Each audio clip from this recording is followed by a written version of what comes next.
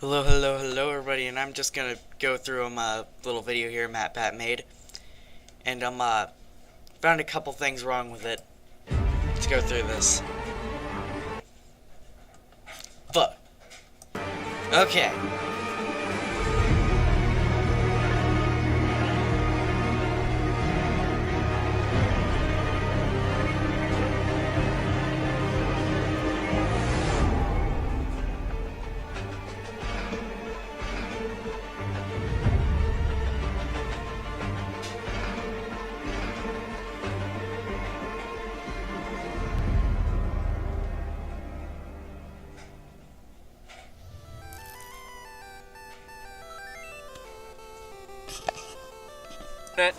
Welcome to Game Theory, the only show that slaughters melons in the middle of the desert so that you can survive a zombie apocalypse.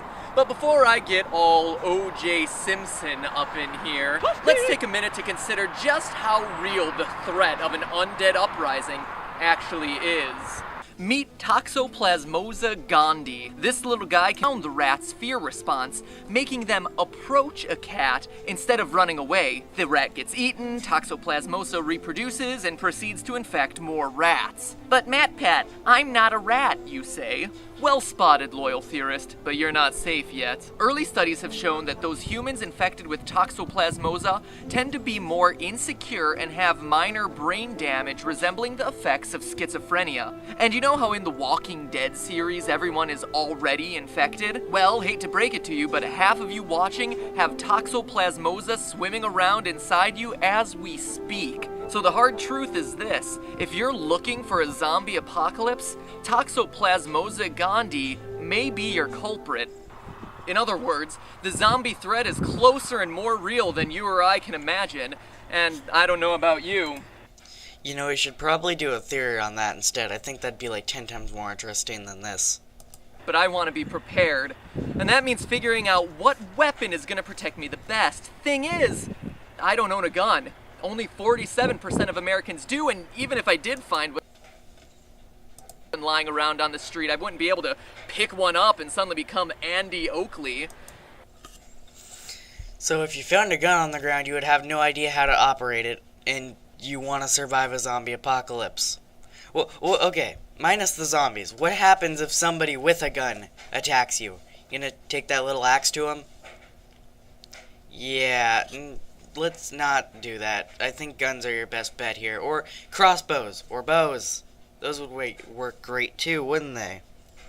But no, this one is much better, according to you. Golf clap. So the question is, what do I use? I'm left with what I got. Tools, cutlery, maybe a little oil and gasoline.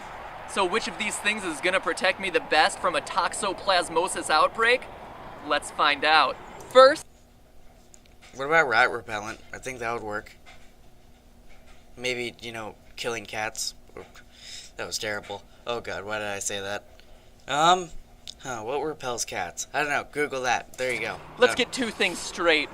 There's a lot of zombie lore out there, but to me, The Walking Dead's makes the most sense. Kill the brain, kill the zombie. So we're looking... You're gonna link that lore back to your real-life quote-unquote virus? No? It's just gonna make sense for you? Okay. For a weapon that'll be able to penetrate the head from a safe distance. Second, we're using watermelons because they're a decent approximation of the human head. Hard exterior with a soft and squishy interior. No, they're not. You could take a dull knife and with little to no effort whatsoever cut through it. Coconuts would be better. Plus, there's anecdotal evidence to support this. An officer who was near President Kennedy when he was shot said that it sounded like a watermelon being split open. Gross, but true. Also, a recent episode of Fox's hit drama Bones said that the human head has the same density as a watermelon, so there's that. Would a pig's skull have been a more accurate representation? Sure, but I don't have the budget or the stomach for that sort of thing. So he's trusting a TV show and he's trusting a TV show and a noise. You're great at credibility, MatPat. Plus, watching a watermelon explode is so much cooler. First, let's start with a classic, the kitchen knife. The trouble is, we're not getting deep penetration. Huh. That's what she said. As loyal theorists may remember from the Fallout Headshot episode, the base of the brain is where the motor function is housed. The cerebellum and the brainstem. For mindless, shambling zombies with no high-level cognitive processes, that's the region we have to take out in order to stop them coming for us. So if we're using a knife, even a large one like this, we would have to aim our blow to either the side or the back of the zombie's head. Something that, in the heat of the moment, you don't want to be thinking about. Also, the short range of the knife leaves us open for a bite. In short, the knife isn't bad, but we could do a lot better. So if we're gonna kill the zombie, we have to get through the head. Now, I don't know about you, but when I think of deep penetration, I think of drills with comically large bits.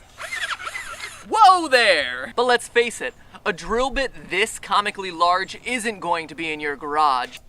Hey, you don't know me. I am Slung Slayer. I have the biggest drill bit. I could probably just use my slung as a baseball bat. That's my weapon of choice for the zombie apocalypse. I don't even need to watch the rest of this video now. Found my own weapon of choice. Of this size. You don't know my size. And if we're using it to penetrate a zombie skull, sure, it's a nice puncture wound, but it's not giving us the deep penetration that we need to hit those... Guys, I'm gonna just be back in a second. Okay, done. Anyways. Core parts of motion, the cerebellum and the brainstem. In other words, drill bit ain't gonna cut it. Use the comically Speaking large of cutting it, you know your axe is serious when it comes with its own sheath. A lot of axes come with sheaths.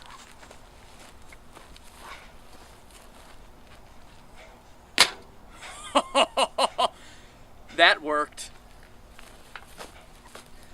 Look, it even looks like it has a little unhappy face right here. Little eye and a little mouth. Oh, he's so sad that he got an axe to his back. I think he's a little more sad that he got face fucked by a drill. But, you know, I don't know what the, you know, I don't know what his biggest concern is right now. There's a lot of things wrong Dead with him. Zombie! Dead. I think he the wants extremely to sharp die, by blade the of way, the axe, Pat, coupled so with its weight just and to the spare leverage of his the life. axe handle, allows for some tremendous cutting power, hacking through the melon like a hot knife through butter. And if you didn't want to aim for the skull, the long handle allows for a safe reaching distance, making the neck an easy target for dismemberment. Overall, the axe gets a seal of approval. Oh ha! I'm Zombie Melon! Don't kill me! I think he wants to die. How about some bludgeoning items? I got an oversized wrench, a hammer, and the good old-fashioned 2x4. You already said the hammer and the... No, you already said the knife was too short range, so why are you even considering the hammer or wrench? Let's melee some melon.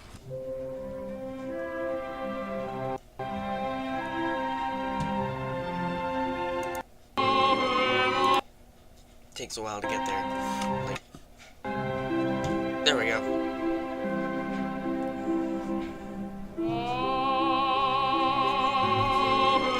That's definitely not enough deep penetration. Hell, if the knife didn't get there, how is that going to do anything about it?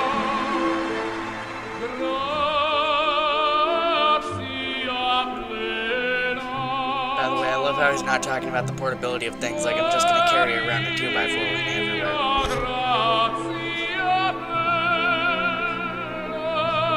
Love walking around a big old 2x4. Call it penis. Best jokes.